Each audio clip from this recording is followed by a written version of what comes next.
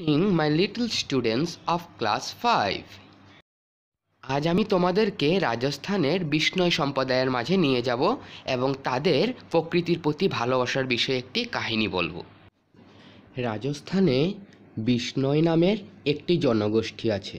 তাদের বৈশিষ্ট্য হলো গাছ ও বন্যপ্রাণী সংরক্ষণ। তোমরা যদি কখনো রাজস্থানের বিষ্ণই সম্প্রদায়ের লোকের বসবাস করা কোনো গ্রামে যাও, তাহলে দেখবে সেখানে বিভিন্ন ধরনের বন্যপ্রাণী যেমন নীলগাই, কালো হরিণ ইত্যাদি সহ অনেক পশু মুক্তভাবে বিচরণ করছে। একসময় বনাঞ্চল রক্ষা করতে গিয়ে বিষ্ণই সম্প্রদায়ের কয়েকশো লোকের প্রাণ দিতে হয়েছিল।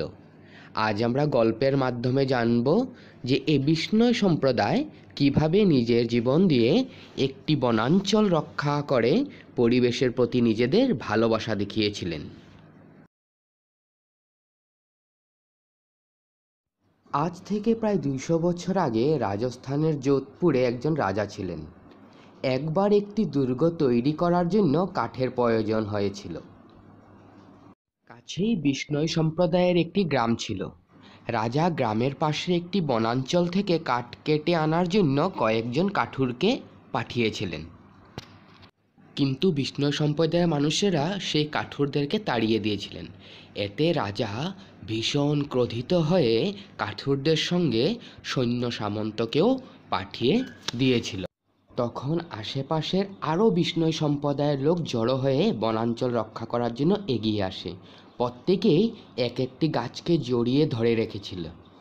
তারা সৈন্যদের উদ্দেশ্যে বলেছিলেন, তোমরা আগে আমাদের কাটো, তারপর গাছ কাটবে। এরকম পরিস্থিতি দেখে সেনাপতি সৈন্যদের গ্রামের লোকদের মেরে ফেলার নির্দেশ দিয়েছিল। সেই অনুসারে কাজও হয়েছিল।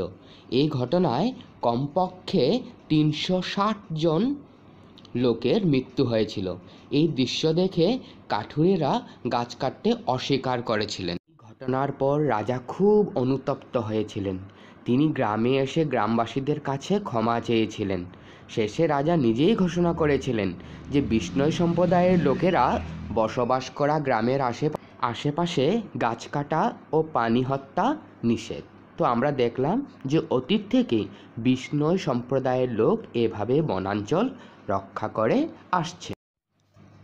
Thanks for your watching students. Have a nice day.